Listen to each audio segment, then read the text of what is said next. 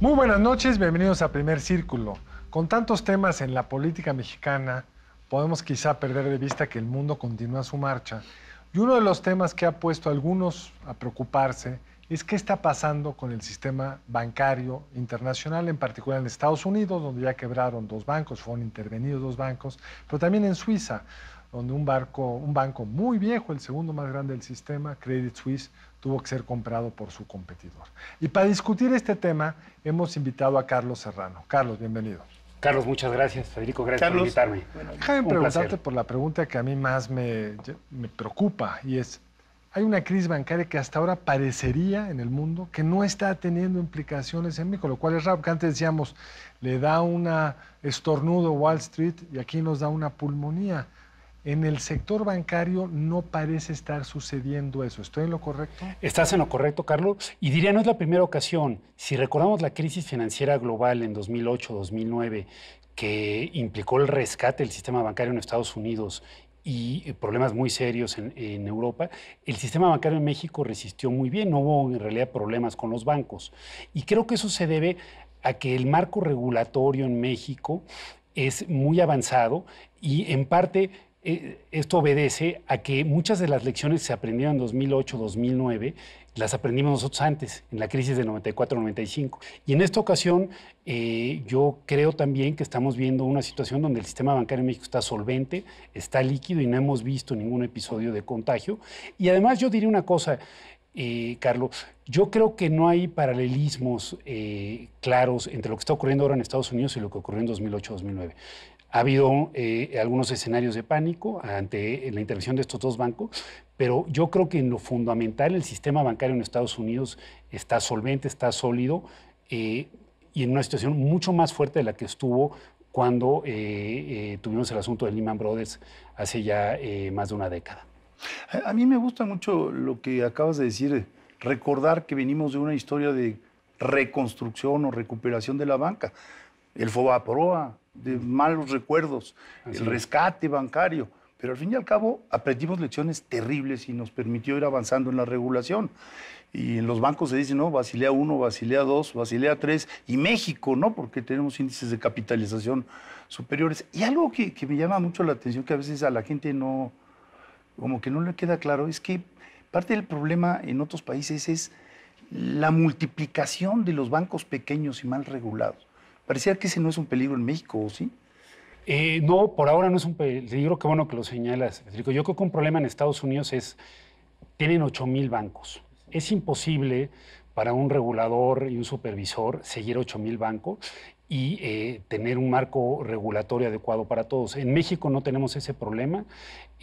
Yo lo que sí creo que debemos de tomar una lección del episodio que pasó en Estados Unidos. En Estados Unidos se rediseñó el marco regulatorio después de la crisis 2008-2009, pero en 2018, en la administración Trump, se decidió relajarlo, y se dio relajarlo no para los bancos más grandes, pero sí para los que seguían.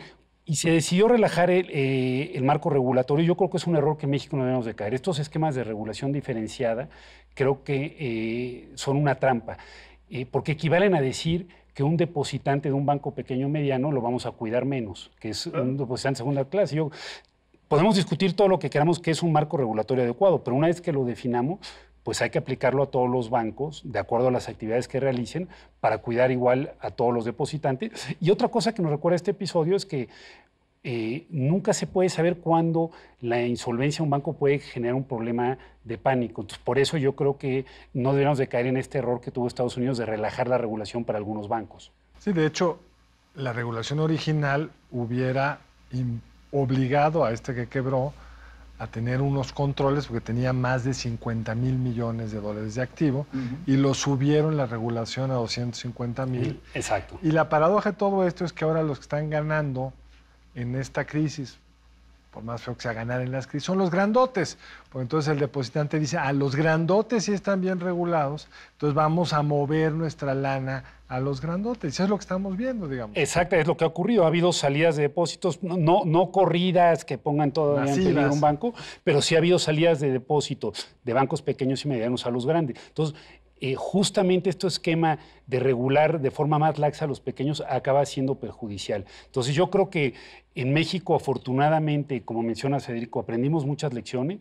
Esperemos no olvidarlas, porque el costo económico de una crisis bancaria es enorme, es mucho mayor a cualquier costo de tener una regulación un poco más estricta.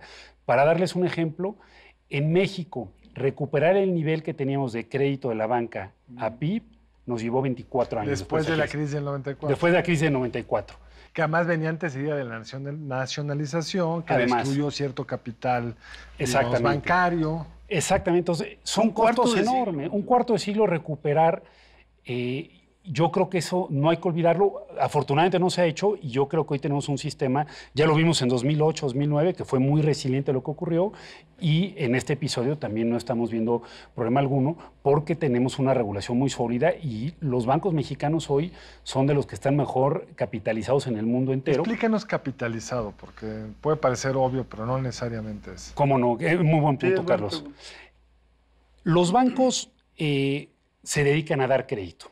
Y el crédito se puede fondear de dos maneras, o con depósitos o bonos, con los pasivos del banco. O sea, con lo que le prestamos a los bancos. Con los que nosotros le prestamos un depositante, un bonista, pero también con el capital, que es lo que los accionistas ponen. El capital es la primera capa de protección ante una pérdida. Entonces, mientras mayor capital, es decir, mientras más pongan los accionistas... Más proporción de todo lo que prestan, sea capital. Exacto. Hay dos ventajas para esto. Primero, menos probabilidad que las pérdidas lleguen a los depositantes y que haya un pánico.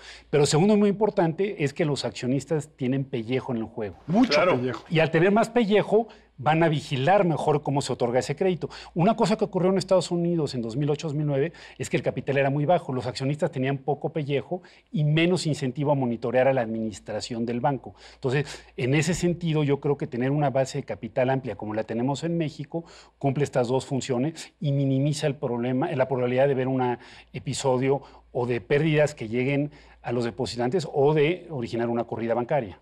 Ahora, en el 8-9 los bancos mexicanos tuvieron muy buen desempeño, pero la economía mexicana no tanto, digamos. Sí hubo un impacto importante para la economía mexicana y lo sabemos también para los mexicanos, sobre todo para los más pobres, que son quienes suelen verse más afectados cuando hay episodios inflacionarios o de cierta inflación o contracciones súbitas del PIB, etcétera.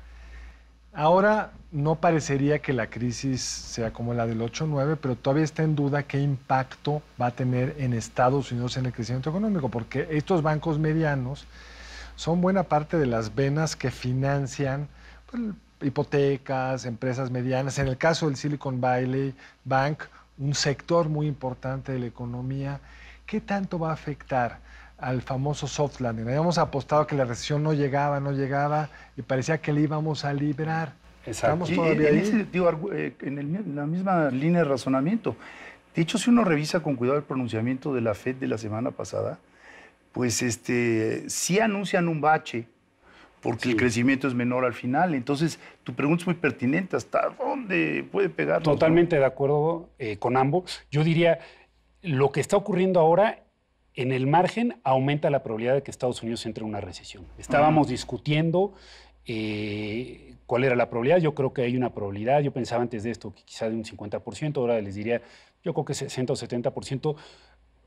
Porque aunque no acabe siendo una crisis financiera, y yo creo que no vamos a ver una crisis bancaria, pero sí, al tener este esquema de tantos bancos regionales, sí puede ser que el crédito se seque para ciertos sectores o ciertas regiones. Entonces, creo que eso sí aumenta la probabilidad de recesión y, por tanto, aumenta la probabilidad de que México se desacelere.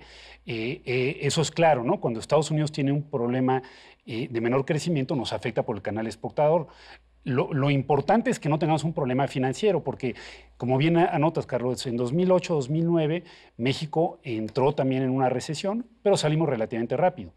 En 94, cuando tuvimos nuestra crisis, tardamos mucho en salir y les doy un dato, los salarios reales se llevaron 30 años en recuperarse, es decir, le costó una generación esa crisis. Por eso insisto en la importancia de tener sistemas bancarios bien regulados, porque las